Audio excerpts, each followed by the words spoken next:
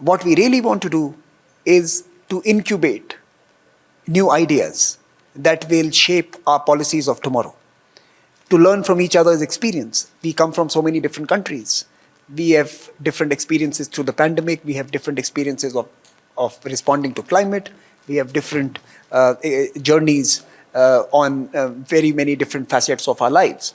We want to share. We want to hear. We want to learn together. We want to work towards a common future and yet respect that all of us represent diversity. Rwanda must not only be the capital of business and entrepreneurship and innovation in Africa, it must also be the home of ideas for the Afro-Asian century, for Africa's future, and for informing global debates and global discussions. And that is the purpose of the Kigali Global Dialogue, and that is the reason why we come here. Just wanted to add, because I've not had the opportunity to thank President Kagame and the people of Rwanda.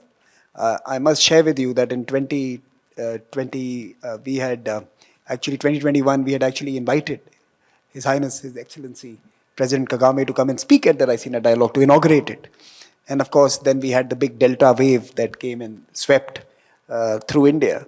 And he had to address us virtually, but he did. And in fact, not only was he gracious enough to address the digital conference, but he also acknowledged the Kigali Global Dialogue.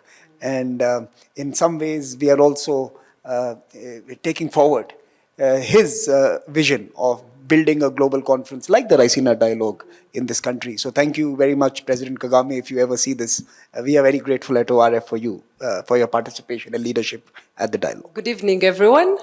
It's really a pleasure for us to be here, again, having this conversation. It goes without saying that it's in line with the new era we are seeing of going back into business, reopening.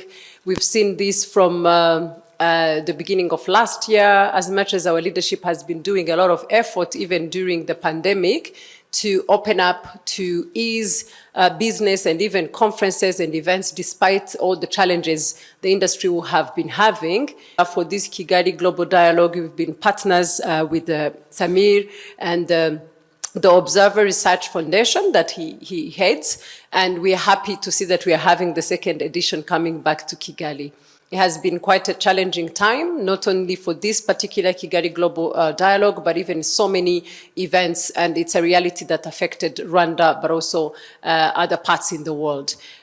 In terms of what this means in our industry, or MICE industry, it's yet another level, it's yet another achievement. So Kigali Global Dialogue has one particularity, and that's why we are partners with them, because it falls in one of the strategies of Rwanda Convention Bureau, which is having recurring events, or what we have called homegrown events. And these are conferences or events that we have over time, 1, 2, 3 years, and where it's not only about having just a conference and going, but rather evaluating or following up an impact that is going to have. The discussions that are happening are followed by some actions that people will sit next year or next time and discuss again, as Samir said, and look at what were we able to achieve out of what we decided last year.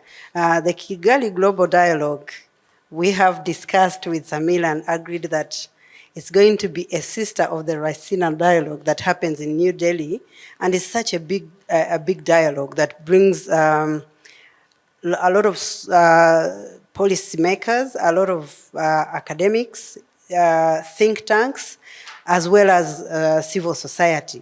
It's therefore a structure for getting together.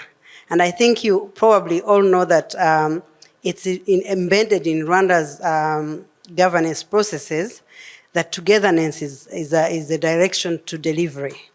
When we get together and discuss about the things that affect us most, and the themes of this particular conference, dialogue, are going to be on the existential challenges that we face beyond borders, the existential challenges that relate to the pandemic, as he said, and related challenges, existential challenges on climate change, and other things of where we need to innovate. And one of our driving forces in this country is dialogue. And I will retaliate what he said. Dialogue is not necessarily resolution-based all the time. But so many times, new knowledge is generated in dialogues. In Rwanda, all the existential challenges we had at the beginning of the transformation of this country were initially discussed in dialogue, even the hardest. So it's a great opportunity that beyond the national dialogue that we have as a nation, we are also adding a Kigali global dialogue that is going to be really speaking about the challenging issues that we have. Could you tell us what the past dialogues have gone to do or have gone to influence, just to give it a perspective on what actually it is and what it actually does?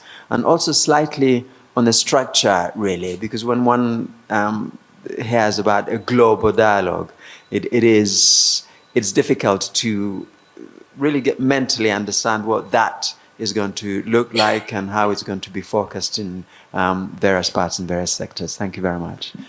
So I think there are some very tangible outcomes which are already noticeable. First, we have senior voices from Rwanda, including my colleague Dr. Usta, who was addressing Indian conversations in India recently, part of our debates on India's priorities at the Raisina Dialogue, part of global priorities at the Raisina Dialogue. And you could see, because of the dialogue itself, we have a partnership which has resulted in high-level participation from Rwanda in discussions earlier which did not see that. So because of dialoguing, we are now becoming more intimately involved in each other's debates and discussions. So for example, I see this becoming a bridge where we can see India-Rwanda model emerge. But not only India, there are many other countries. We have senior people from the private sector in the pharma sector who, in fact, I have promised to introduce to colleagues in the Rwandan government in the coming 2 days. And they will be discussing how they can work with other partners in Rwanda to cater to the ambitions of this country to be an important hub. So what happens in the room is one outcome, but many things happen outside the rooms, which are actually the spin-offs, which have a multiplication factor. It is not just what Usta and I do together. It is also what others who we have invited do amongst themselves. Many of the outcomes of these dialogues cannot be captured because they happen outside the conference room and outside the conference facility.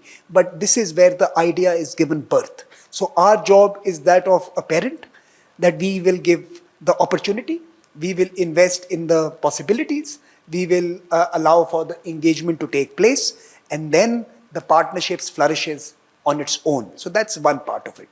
On the framework, why global? It's global for two reasons. One, the issues that we discuss are global in dimension. Rwanda cannot solve it alone, India cannot solve it alone, UK cannot solve it alone, US cannot solve it alone.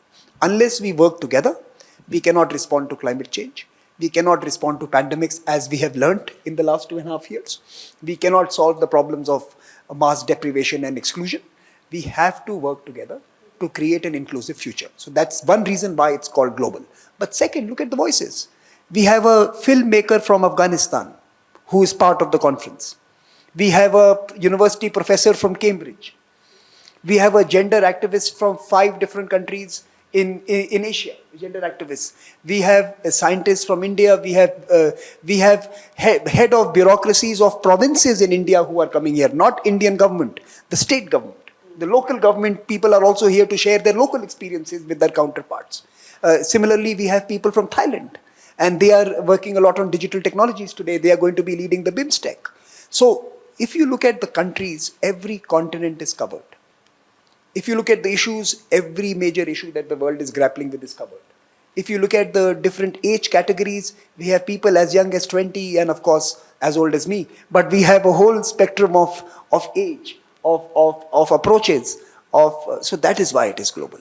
And I hope that we become the bridge for opportunities, the bridge for possibilities, and the bridge for innovation in the coming days.